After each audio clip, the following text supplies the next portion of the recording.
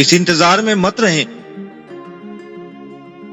कि कोई दूसरा आपको रोशन करेगा। यहां सबको अपनी पड़ी है।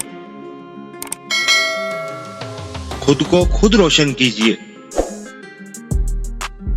ताकि आपकी रोशनी दूसरों की जिंदगी के अंधेरे दूर कर सके।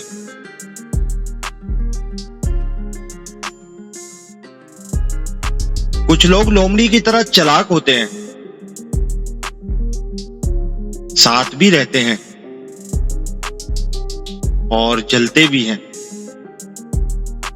रिश्ते भी रखते हैं, दुश्मनी भी निभाते हैं, तारीफ भी करते हैं और पीठ पीछे बुराई भी करते हैं।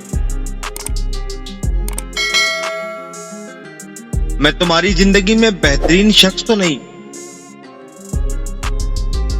मगर इतना यकीन जरूर है, एक दिन जब तुम मेरा नाम सुनोगे तो मुस्कुरा पड़ोगे और कहोगे कि वो पागल बाकियों से बेहतर था। जो लोग आपकी परेशानी में आपका साथ देने के बजाय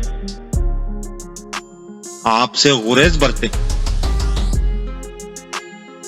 उन लोगों से किनारा कशी ही बेहतर है, क्योंकि ऐसे खोखले रिश्तों से इनका ना होना ही बेहतर होता है।